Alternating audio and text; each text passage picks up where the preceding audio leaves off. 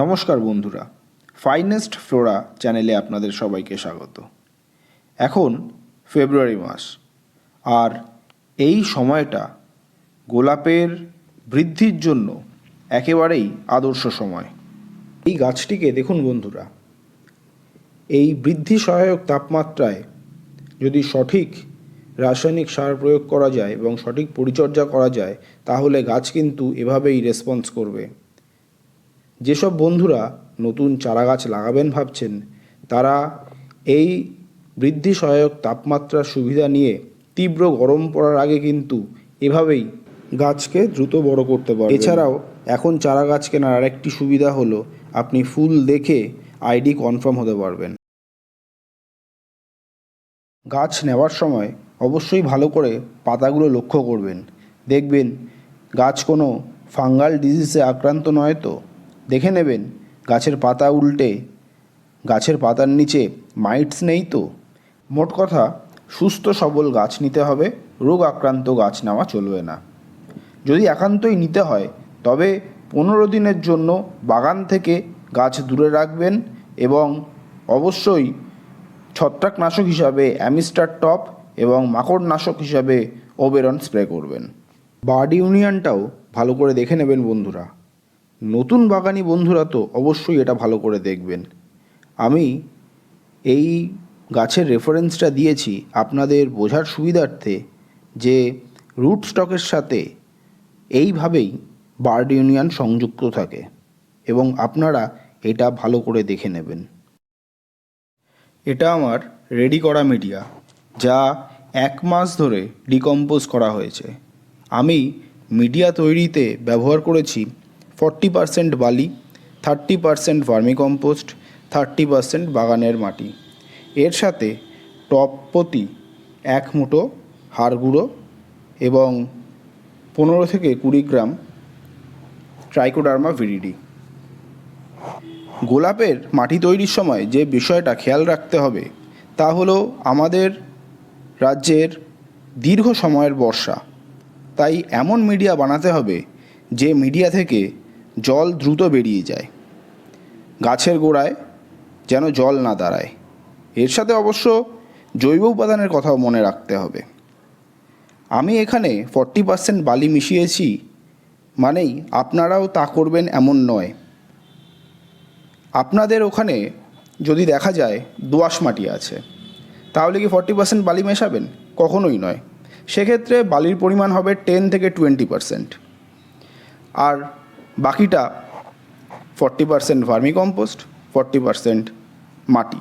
এইভাবে আপনারা মাটি বানান এবং এর সাথে অবশ্যই হাড় গুঁড়ো এবং ট্রাইকোডার্মা ভিরিডি ব্যবহার করবেন।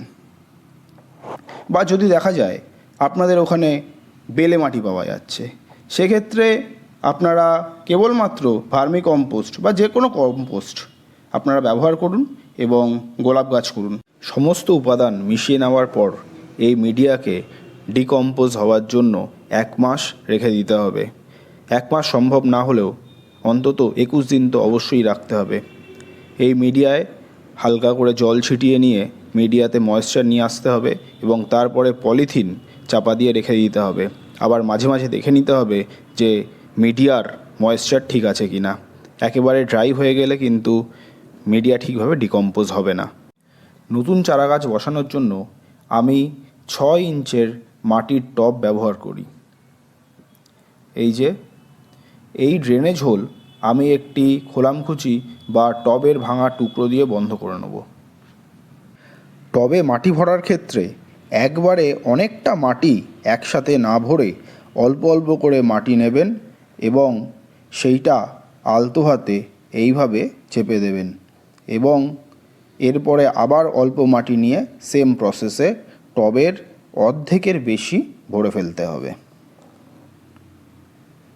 গ্রো ব্যাগ থেকে গাছ বার করার আগে অল্প জল টান দিতে হবে।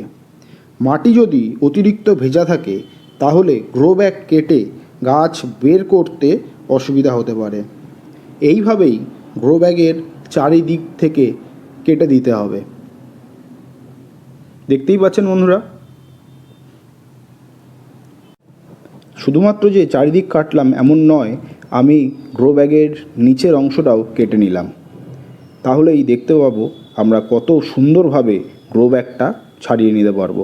এই যে দেখতে পাচ্ছেন বেশ সুন্দর রুট দেখা যাচ্ছে এবং গ্রো ব্যাগটাও খুব সুন্দরভাবে খুলে যাচ্ছে।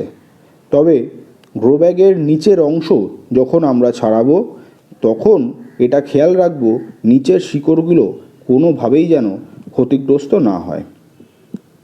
এই গ্রো ব্যাগে থাকা গাছটা বেশ ভালোই রুট ডেভেলপ করেছে এবং এই গাছটা এখন আমাদের বসানোর জন্য উপযুক্ত হয়ে গেছে। আমি টবের এই মাঝখানটা একটু ডিপ করে নিয়েছি এবং টবের ওয়ালের দিকে কিছুটা মাটি দিয়ে নিয়েছি। এতে আমাদের গাছ বসাতে সুবিধা হবে। গাছটিকে একদম সোজা করে বসাতে হবে, কোনো দিকে যেন বাঁকা না থাকে সেটাও খেয়াল রাখতে হবে। এবং গাছ বসানোর পরে এই যে সাইডে যে গ্যাপটা রয়েছে সেই গ্যাপ আমরা মিডিয়া দিয়ে ভালো করে ফিল করে দেবো। যখন আমরা ফিল করব তখন আমরা দেখে নেব যেন কোনোভাবেই কোনো অংশ আলগা না থাকে। আঙুল দিয়ে অল্প অল্প চেপে দেবো, সেক্ষেত্রে ফাঁকা অংশটাতে মিডিয়া ভালো করে ঢুকে যাবে। এবং অবশ্যই আমরা মিডিয়া এমন করে ভর্তি করব না যেন টবের কানায় কানায় ভর্তি হয়ে যায়। টব থেকে অন্তত 2 ইঞ্চ নিচে আমাদের মিডিয়া রাখতে হবে। সেক্ষেত্রে জল দেওয়া, সার দেওয়া এবং খাবার দেওয়ার ক্ষেত্রে আমাদের সুবিধা হবে। নতুন চারা বসানোর কাজটা বিকেলের পর করলে সবথেকে ভালো হয়। যেহেতু আমরা মাটির মিডিয়ায় গাছ করছি এবং গাছের রুট বল ভাঙেনি, তাই আপনারা এই গাছ পরের দিন থেকেই রোদ্দুরে রাখতে পারবেন।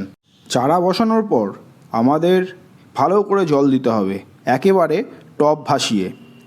জল দেওয়ার পর মাটি কতক্ষণ জল ধরে রাখছে বা কত দ্রুত জল বেরিয়ে যাচ্ছে তা দেখে আমরা বুঝতে পারবো মিডিয়া কতটা ওয়েল ড্রেনড হলো। তবে এটুকু বলাই যায় বর্ষার সময় এই মিডিয়ায় জল দাঁড়াবে না।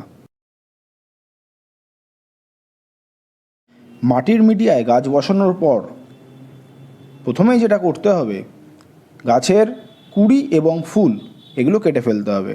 আমাদের এই গাছটির এই অংশ থেকে কেটে দিতে হবে। এরপর আমরা প্রথম 3 দিন কেবলমাত্র জল দেব। 4th ডেতে আমরা দেব মাইক্রোরাইজা সমৃদ্ধ tata rally gold. 10th day থেকে আমরা পরবর্তী 1 মাস দেব এনপিকে 12-61-0, সপ্তাহে 2 বার।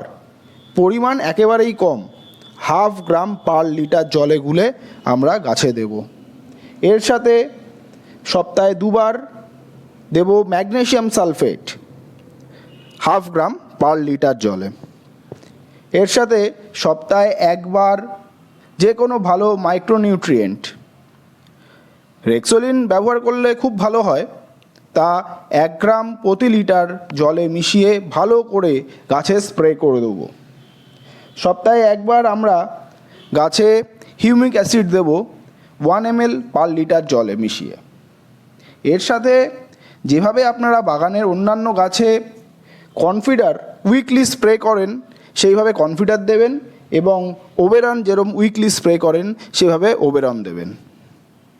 একটা জিনিস না বললেই নয়, আপনারা যখন গাছে এনপিকে 12-61-0 ব্যবহার করবেন তখন একসাথে ম্যাগনেসিয়াম সালফেট মেশাবেন না।